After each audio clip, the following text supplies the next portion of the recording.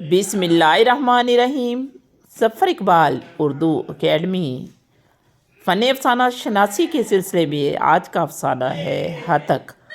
آج ہم اس افسانے کو مثالوں اور حوالوں کے ساتھ سمجھنے کی کوشش کریں گے اور اس کا تنقیدی جائزہ لیں گے۔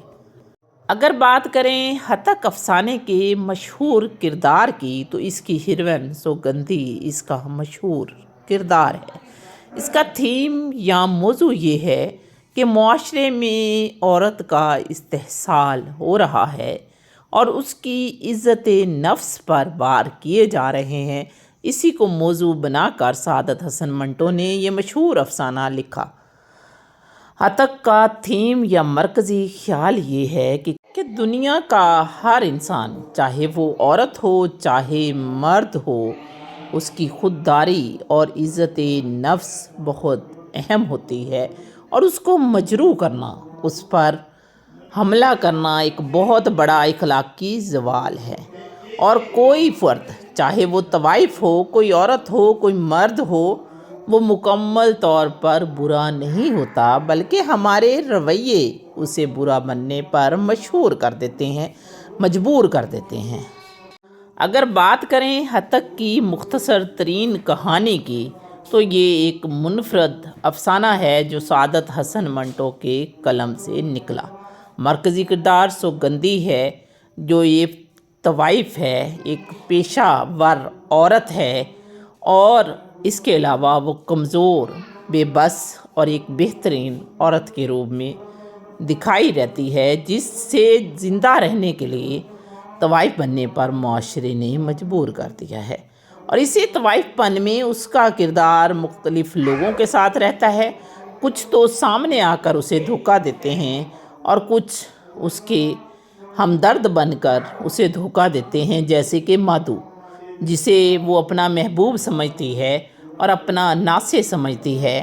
وہ ہر مہینے اسے ملتا ہے، اسے محبت کے بولوں سے رجاتا ہے اور اسے کہتا ہے، سوگندھی، طوائف کا پیشہ چھوڑ دو، میں ہر مہینے تمہیں خرچہ دوں گا۔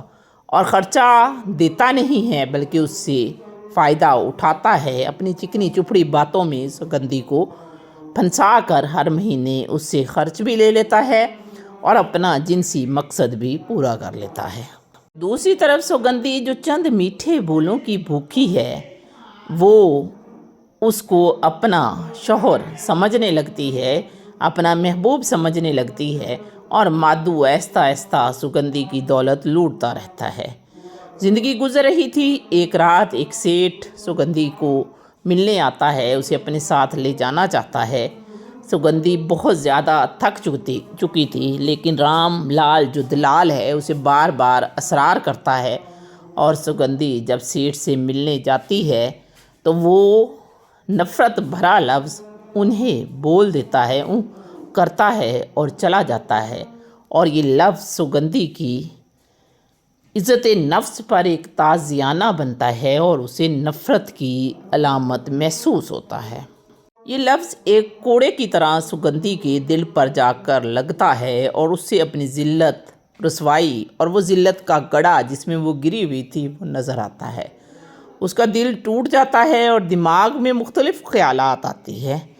وہ سوچتی ہے کہ کاش وہ سیٹھ جب کرتا ہے تو چند منٹ ٹھہرتا تو مار مار کر اس کا منہ توڑ دیتی، اور اتنا مارتی کہ مارتے مارتے تھک جاتی یا بے تحاشا رو لیتی۔ اس کے چہرے پر، اس کی آنکھوں میں غصہ اور بے بسی اور آنکھوں میں آنسو تھے۔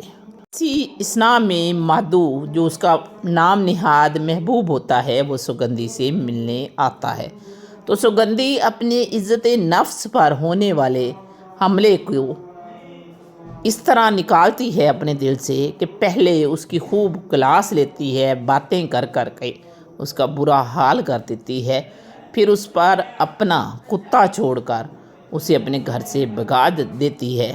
اور مادو جب چلا جاتا ہے تو اس کا ذہن پچھلے واقعات کو یاد کرتا رہتا ہے، اور سوگندھی معاشرے سے بغاوت اس طرح کرتی ہے کہ وہ اپنے خارش زدہ کتے کو مادو پر ترجیح دیتی ہے اور اسے اپنے ساتھ لٹا کر سو جاتی ہے، اور یہی آخری فقرہ جو ہے سگندھی کے طوائف کے پیشے اور مردوں سے نفرت کو ظاہر کرتا ہے۔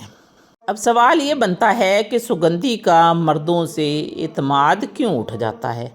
سگندھی کی تو فطرت میں پیار تھا، لیکن کوئی بھی مرد طوائف سے اپنے وعدے پورے نہیں کرتا، اسے گھریلو عورت بنانا چاہتا ہے لیکن بناتا نہیں ہے۔ رام لال جیسے اس کی تذلیل کرواتا ہے 7 روپے کے عوض، یا وہ سیٹھ یا مادھو، تو یہ سب جو ہیں سگندھی کو مردوں سے نفرت پر مجبور کر دیتے ہیں۔ سگندھی جس مکان میں رہتی تھی اس کا کرایہ کتنا تھا، یہ سوال بھی پوچھا جا سکتا ہے۔ تو 15 روپے۔ اپنا جسم وہ کتنے روپے کے عوض بیچتی تھی؟ 10 روپے میں۔ 7 روپے خود رکھتی تھی، 3 روپے رام ڈال لیتا تھا اور 7 روپے بھی مادھو ہتھیار لے جاتا تھا، اور آخر میں سگندھی اپنے خارش زدہ کتے کو ساتھ لے کر سو گئی تھی۔